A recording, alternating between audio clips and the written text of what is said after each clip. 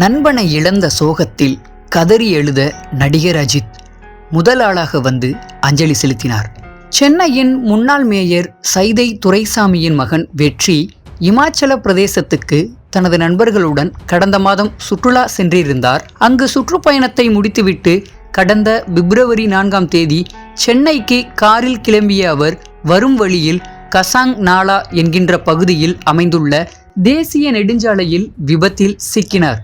இதில் கார் நிலை தடுமாறி சட்லஜ் நதியில் தலைகுப்பிர கார் கவிழ்ந்தது. இதில் ஓட்டுநர் சம்பவ இடத்திலேயே உயிரிழந்த நிலையில் வெற்றியின் நண்பர் கோபிநாத் பலத்த காயத்துடன் உயிர் தப்பினார். ஆனால் வெற்றி துரைசாமி ஆற்றில் அடித்துச் செல்லப்பட்டதால் அவரை தேடும் பணி கடந்த ஒரு வாரத்திற்கு மேலாக நடைபெற்று வந்தது.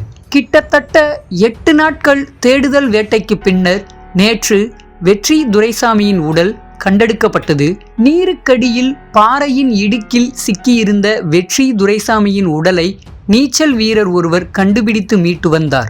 இதையடுத்து இன்று சென்னை கொண்டு வரப்பட்ட வெற்றி துரைசாமியின் உடலுக்கு அரசியல் தலைவர்களும் திரைப்பிரபலங்களும் அஞ்சலி செலுத்தி வருகின்றனர். அந்த வகையில் நடிகர் அஜித்தும் வெற்றி துரைசாமியின் உடலுக்கு நேரில் வந்து அஞ்சலி செலுத்தினார். வெற்றி துரைசாமி நடிகர் அஜித்தின் நெருங்கிய நண்பர் ஆவார். இருவரும் ஒன்றாக பயணித்தும் உள்ளனர். நண்பனை பிரிந்த சோகத்தில் கண்ணீர் மல்க வந்து நடிகர் அஜித் அஞ்சலி செலுத்திய வீடியோ காட்சிகள் இணையத்தில் வைரலாகி உள்ளது.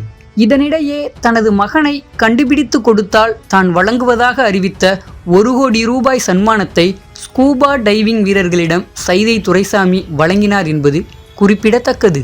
தற்போது நடிகர் அஜித் வெற்றி துரைசாமிக்கு அஞ்சலி செலுத்தியதை பார்த்த சில நெட்டிசன்கள் தேமுதிக தலைவர் விஜயகாந்த் மறைவிற்கு வராத அஜித் தற்போது வந்துள்ளார் என்று தங்களது கருத்துக்களை தெரிவித்தும் வருகின்றனர்.